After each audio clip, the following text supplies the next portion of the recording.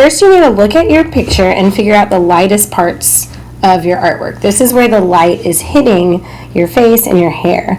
You might need to imagine a light source, and for mine I'm thinking about one that is above me, casting across me into my hair and eventually onto my shirt. I'm first adding the highlight in the eye, and also I painted in the eyeball. Here I'm thinking about the different layers that I'm going to put on. I'm going to start with a white, then eventually I'll make some tints, which is a light version of a color, to go next as a layer. Eventually you'll be adding midtones and some shades, which is a dark version of a color. And all those layers are going to sit on top of the Sharpie. So I'm imagining the light source casting down across my hair, and it would be across my face as well, but we're actually not going to be painting the skin. You can if you really want to, but I'm going to leave mine open, and I think that's what's going to look best so that your background really shows through everywhere except your hair, shirt, lips, glasses if you'd like, or if you have glasses you don't have to do the lips. You can add color anywhere, but I would keep an open space for the skin. So I had to apply white first, and for hair it's going to look really interesting if you add a really bright light color first somewhere in the center of certain hairs, and then fade out to dark. You really want to make the light dramatic and put even more white than you would expect to put down, because once you keep adding more and more layers, you're not going to be able to get back down to that first layer you applied. So you have to put your lightest colors first, no matter what. And it's okay if you put too much of a really light color or white, because through layering you can cover up some of that stuff later.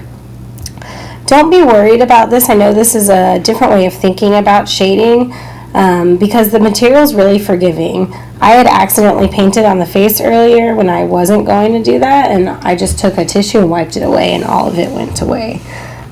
So really don't be afraid to take risks here, and just have fun with it. I've started to mix some shades and some tones. A tone is when you mix gray with a color, and a shade is when you add black, and I'm adding those to areas that are directly beneath or beside the highlights, or the highlighted areas that gradiate out to dark, to really make those areas pop more.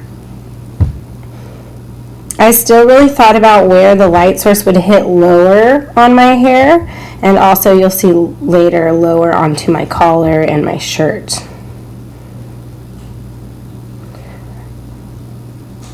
For my artwork, I decided to draw in the hair with Sharpie, which I wasn't sure about at first, but I really like it now because I don't have to rely so much on getting the hair perfectly right with the paint values.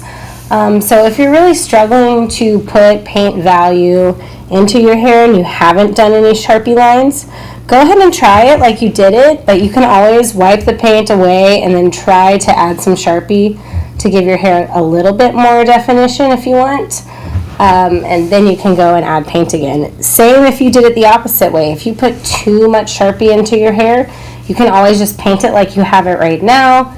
Don't like it, wipe it off, erase with the isopropyl, and then try again. So really take risks here. Don't be afraid to experiment with the colors and with the value and with the media that you've chosen.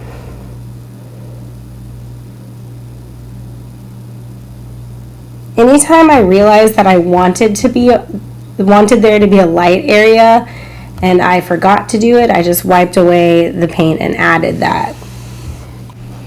Every once in a while you should flip the transparency over so you can see what the layers look like with the white paper behind it. Just don't lay it down on the white paper, because then it's going to get the paint all onto the paper below. I wanted to show you the whole process of building the layers in one session, but really you should put white down first in all the spots where you need white and then start mixing your lights next.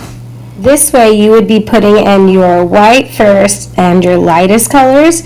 You'd let it dry, then you'd come in with your mid-tones and your medium colors. You'd let it dry, you'd come in with your darker colors and your shades, and then you can make changes. And I even went and put the white onto my lips and onto my collar and my shirt before I ended this video for that same reason.